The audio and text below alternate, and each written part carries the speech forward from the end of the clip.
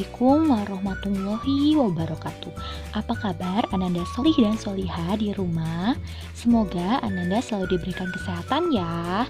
Baiklah, pada hari ini kita memasuki tema 8 subtema 3 pembelajaran 2. Selamat belajar. Perhatikan ya gambar berikut ini. Nah, gambar yang kalian lihat ini merupakan contoh gambar atau benda 3 dimensi. Adalah karya seni rupa yang memiliki panjang, lebar, dan tinggi serta memiliki volume. Benda 3 dimensi mempunyai ciri-ciri sebagai berikut. Pertama, mempunyai panjang, lebar, dan tinggi, dapat dinikmati keindahannya dari sudut pandang manapun, serta menempati ruang. Gambar adalah karya seni rupa 2 dimensi. Karya seni rupa 2 dimensi merupakan karya seni rupa yang memiliki ruangan ukuran panjang dan lebar. Objek gambar adalah benda-benda 3 dimensi. Benda 3 dimensi adalah karya seni rupa yang memiliki panjang, lebar, dan tinggi serta memiliki volume. Unsur volume inilah yang menjadi pembeda antara benda 2 dimensi dan benda 3 dimensi. Benda 3 dimensi misalnya benda hias dan benda bunga, meja, kursi, lemari, dan lampu hias. Ditinjau dari jenis bendanya, ada 3 jenis benda yang biasa dituangkan dalam gambar 3 dimensi. Yang pertama, benda kubistis. Benda kubistis adalah benda-benda yang berbentuk menyerupai bangunan kubus atau balok. Contohnya kotak pensil, kotak tisu, meja, kursi, lemari, bak sampah, dan kulkas. Yang kedua, benda silindris. Benda silindris adalah benda-benda yang berbentuk menyerupai silinder atau elips. Contohnya botol, gelas, piring, mangkuk, teko, dan guci. Yang ketiga, benda bebas. Ciri-ciri benda 3 dimensi adalah yang digunakan untuk memenuhi kebutuhan sehari-hari. Contohnya guci. Vas benda bebas adalah benda-benda yang bentuknya tidak beraturan.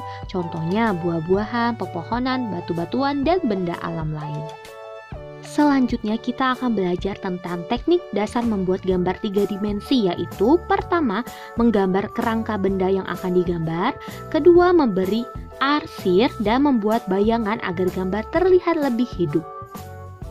Selanjutnya, teko merupakan benda 3 dimensi. Saat kita melihat teko, mengingatkan kita pada cerita Aladin dan lampu ajaib. Cerita Aladin dan lampu ajaib merupakan contoh cerita fiksi.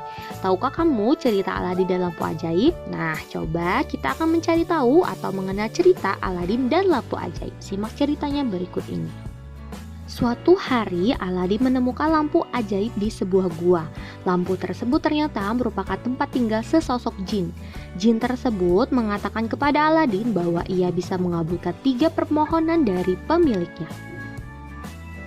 Aladin pun menggunakan jin tersebut untuk mengabulkan permohonannya agar menjadi seorang pangeran untuk merebut hati seorang putri. Meski awalnya sempat berkonflik dengan sang jin, namun akhirnya Aladin berteman baik dengannya, bahkan menggunakan keinginan terakhirnya untuk membebaskan sang jin tersebut. Nah, pada cerita Aladin dan lampu ajaib, tokoh-tokohnya yang ada pada cerita tersebut, yang pertama, Aladin memiliki sifat rendah hati, Yasmin memiliki sifat baik hati, suka menolong dan berbudi pekerti yang baik, Jin biru memiliki sifat baik, Kasih memiliki sifat pendendam, jahat, dan suka menganiaya. Benda 3 dimensi berupa teko dapat dibuat dengan cara dibentuk dari tanah liat. Karena pengaruh gaya saat membentuk tanah liat yang tadinya tidak berbentuk menjadi bentuk teko.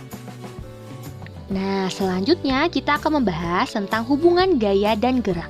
Nah, hubungan gaya dan gerak pada peristiwa bermain ketapel seperti pada gambar adalah gaya saat anak menarik ketapel dan melepaskannya mempengaruhi batu yang semula diam menjadi bergerak setelah dilontarkan dengan menggunakan ketapel. Selanjutnya, pada gambar kedua ada pamannya menimba dengan ember. Nah, hubungan gaya dan gerak pada gambar tersebut yang pertama, pada saat menimba atau menarik tali timbaan ke atas, itu menyebabkan ember yang semulanya diam atau ada di bawah menjadi tertarik ke atas atau bergerak ke atas. Selanjutnya terdapat gambar perajin membuat gerabah. Gerabah dibuat dari tanah liat. Tanah dibentuk oleh perajin menjadi berbagai bentuk.